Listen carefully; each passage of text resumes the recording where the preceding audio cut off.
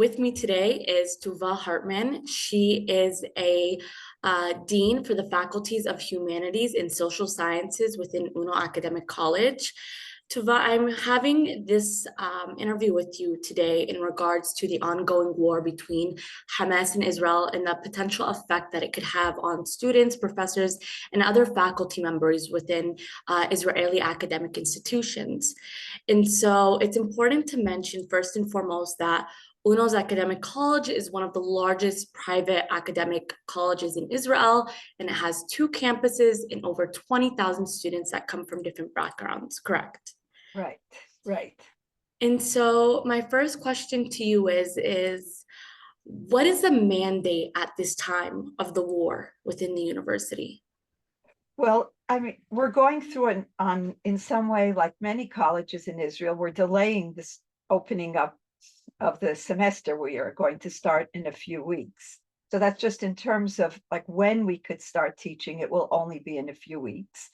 With the knowledge that the war may not be over, and we have many students who will be still in reserves. So, and we'll have to make up classes for them when things will, please God, be over. I mean, that's the general kind of, that's the external boundaries of how we are starting. I understand. And of course, just like your college, I am well aware that other universities have also delayed the start of their semesters. And so I wanted to ask, are there any political demonstrations happening on campuses, or have you had demonstrations with either faculty members or students during this time? Okay, so we haven't had now any demonstrations because school hasn't started yet in that sense, but it really has caught us in a place that so many people are being challenged now. And a real challenge, one of our challenges now will be, how do we come together and study together at this time? What are going to be some of the major challenges? What are going to be some of the minor challenges? Can we be able to anticipate everything? How do we build an academic environment in which not just people's philosophy, but people's identity, their deep identity can be honored? And I think that's really one of the biggest challenges is how do we, I mean, things that go on in university, they study things, people are together. We're one of the largest multicultural campuses in all of Israel. And it's one of our banners we are a multicultural university, which means that it's not that anybody who comes has to be just like the other students, but it really means creating environments, creating courses, creating, really how do we train our teachers to teach a very diverse body of students. And this doesn't just happen because people have goodwill. People can have goodwill, and that's really nice and that's important, but there has to be skills attached to the goodwill. There has to be educational processes to the goodwill. And often goodwill just, all of a sudden just blows up because people are hurt and people are feeling wounded and people are scared. And I think that's really the situation that it's really, this is what all of our students and faculty are dealing with now. There's a term in trauma that I teach trauma studies as well. And there's a term in trauma called the loss of the assumptive world, which is like it touches one of the very basic cores of what many of our students now and our faculty from all over, whether from East Jerusalem, from the North, from the South, Bedouin, Haredi, ultra-Orthodox, many different, it's sort of describing their situation. It is not that beforehand things weren't difficult, but there is a loss now of certain things that we've assumed that we could count on the people. And that's something that our students and our faculty are dealing with. All of our students and faculty are dealing with. And so my job as a dean and really the other deans and all the other teachers are really thinking, do we have to change things in the curriculum now? How can we create an environment where people can study, where people can come together? And questions like, are some of the assumptions that we had in the past, do they no longer exist? Do we have to put them in brackets? And these are serious questions. These are serious dilemmas that we're on Zoom, we're talking with each other as we're preparing this year. And I'm meeting with individual students and with groups of students. How can we do this now? I see. And first of all, that was amazingly said. And you mentioned something about challenges that might be faced, whether minor or major. And if you were to assume what would be the biggest or the most major challenge upon the arrival of students to campus when they resume, what do you think that challenge would be? Because I personally have done interviews with Israeli students and Palestinian students, and they both have different perspectives. But I think one of the main thing that both of them can relate to is security and things being said that aren't supposed to be said. So do you personally believe that that is one of the major challenges that could be faced? I think one of the basic challenges, yes, is safety, is feeling, am I safe in this classroom with people who are different from me, who actually think of things in a very different way? Not just, there's not like a little differences here, but our different identities, will they make me unsafe? And I think that these questions are very serious. And it's not something, again, that we could just go with a broom and just like sweep it under any rug. And we have to take it very seriously. Will students, Jewish students, and I find it very difficult to make that, just to talk about Jewish students and Palestinian students in that way, because there is no such thing as the Jewish students or the Palestinian students. And there's Palestinian students from all over Israel. There are those who identify with the state, those who identify less. There are those who want to integrate. There are those who want to integrate less. And there's just so many, the variety. And I mean, it would, I feel that I resist and try very hard to resist to talk about the them and us, and who is the us and who is the them, and how do we, and it really is affecting every meeting we have and every time that we come together. Is there a them and an us? And we refuse to think of it that way. I refuse to continue a conversation that somebody else is forcing upon me by telling me there's two big groups who are now meeting and clashing at the university. That doesn't exist. That really doesn't exist. But, excuse me, what does exist and what really is that there's a lot of fear. There's safety, there's fears of literally physical safety, but most people are feeling it. It's not just what, and some people are feeling it from, some Jews are also feeling it from other Jews, and some Palestinians are feeling it from other Palestinians or other Arab students. So it is not just fear from each other, but I think also we have to understand everybody's nerves are out here now. We are not living in a situation where sometimes we can have even serious differences, but we somehow feel like our nervous system sort of, it's covering it. It's okay. We can go. And now I think there is no cover. Everybody's experiencing themselves as feeling vulnerable. Mm-hmm. Everybody is afraid, and nobody has any sense what will be. And when you don't know what will be, it's very hard to be in the present. Very Yeah. often our ability to be in the present is what we'd say, we know where we come from, we know where we want to go, and therefore we can feel safe in the present. Mm-hmm. But what was is being retold again. And this is what I mentioned. There's the loss of the assumptive worlds that we lived in. And we don't know where things will go. And so it's very hard to find a solid place that we can say we're going to study now. Yeah. For me, and here it may be a political statement, and I hope this will be okay, is that I will not allow Hamas to win and create enemies where there shouldn't have been and where there aren't. And I will not allow Hamas to tell me or to win and say that there is not going to be a future where all of our students will sit around a table and say, we are students together.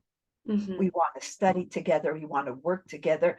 It doesn't mean that we have to agree on all of our issues, but we are a student body and we are a faculty that is devoted to each other and wants to participate in this, in our studies. We want to participate. We want to participate in this joint endeavor. We want to work together. We want to be able to have conversations that have respect for each other, that we do not wipe each other out. And that's one of our biggest challenges. And I am trying, and many of us are trying to make sure that we can begin this way. We So, have a lot of experience in the past yeah. of multicultural classes. We have experiences in the past of many different attempts. As I say, Ono is like sort of has multiple laboratories of multicultural education and many different kinds of them. We were going to start this semester a class with ultra-Orthodox Jewish male teachers and Muslim teachers from East Jerusalem to start studying together. And so we may need to wait a month or two before we do it. But I refuse to accept that this will not be soon. And first of all, thank you for that comment. And I wanted to ask one last important question, which is UNO in itself, has there been, what type of measures right now, currently, present day, are they taking to ensure student safeties aside from delaying their studies? Is there emails that have been sent out, any type of reassurance, providing any type of therapy for students who might have anxiety right now? Sure. And if you can just address that topic. Sure. So at first, we are all starting on Zoom. We are starting on Zoom, not only because of the security threats of all kinds, but also because of it, and hoping that some of the, it won't feel so raw for students to come. I think that this is a way to begin to come back to study together. And when we do come back to study together, we will have much more security than there was before. And I'd like to give you an example of that. And that's like the head of security in East Jerusalem, in our Jerusalem campus. I had, before this happened, him and his team, there are also Palestinians in the security that are together with the Jewish people in security, but I wanted them to meet the students and meet them in groups of 20 to explain to them so that when they see a gun, they don't get scared, and that when the students come in, they can recognize the security people. And the security people were going to, the first day of class, we're going to give everybody their chip. You know, we have a chip to come in and a flower, and that they were going to meet them that way. And it may sound superficial and sweetsy weetsy, but it really isn't. I believe that when you meet people, your fears become a little bit less. And that they meet and that they know that these people are there in order to make sure that all the students feel safe. So yes, there's going to be a lot more security and just those kinds of things. And they will take place once the students begin to come back to campus. We will do that in order for them to feel safe. We also, I think, as you've asked about the emotional health of our students and what happens when so many are frightened. So we have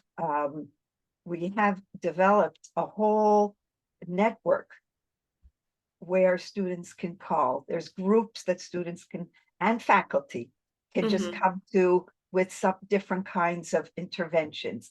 And students who are, that we've just like enlarged the whole part of, student support that is including now as well psychological help in ways that we didn't have before.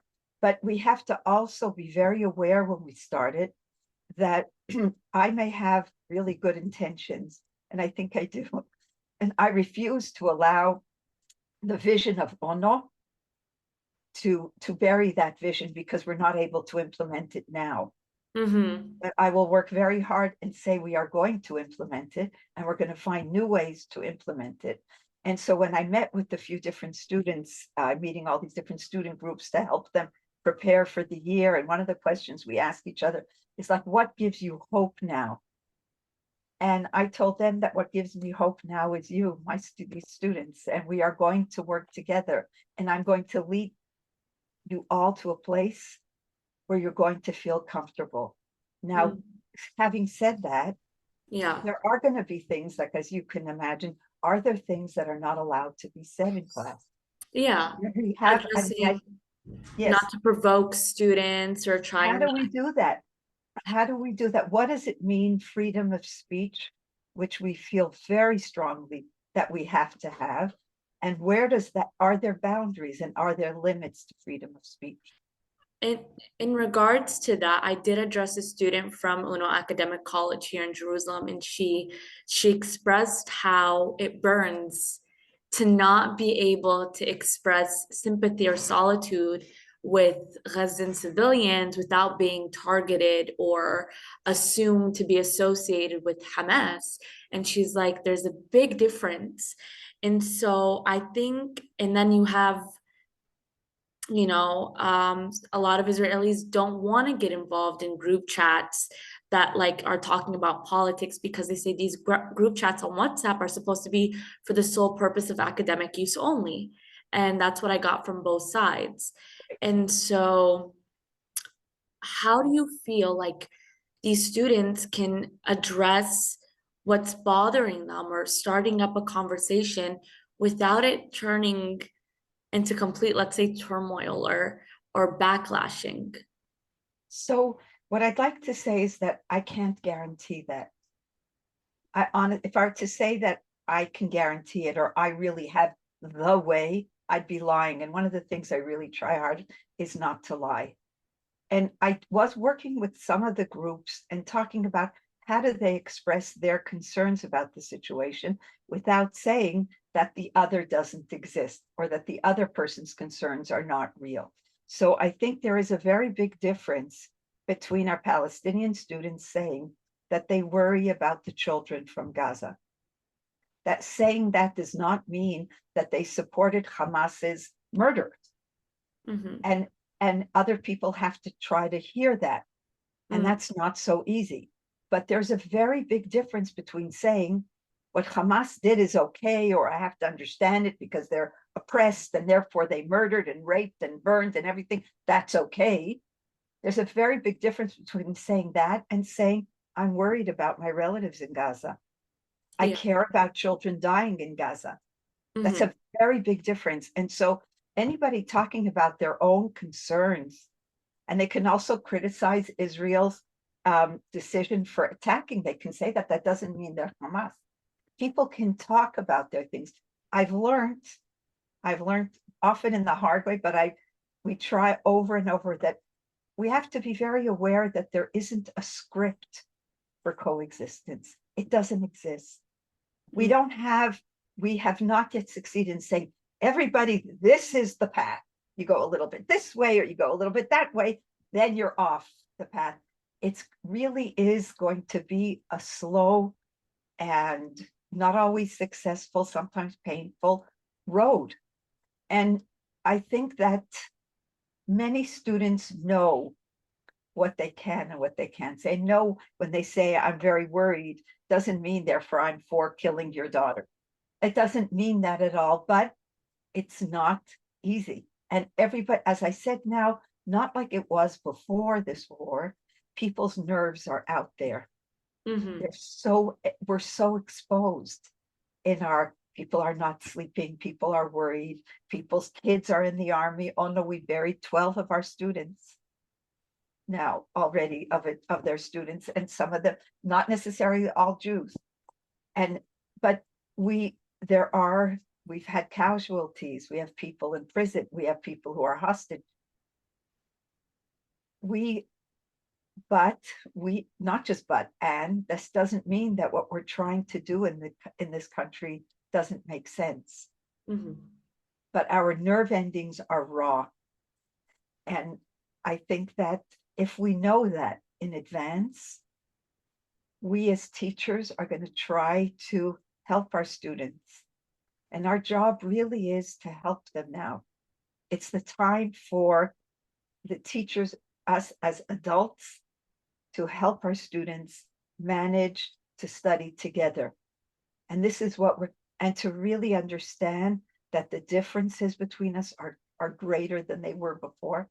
But we also have to try to help. What one of the things we learn in multicultural education is very often we break up the students into them, us, and they, Yeah. whoever, however, and then people feel they need to defend the position that they've been pushed into.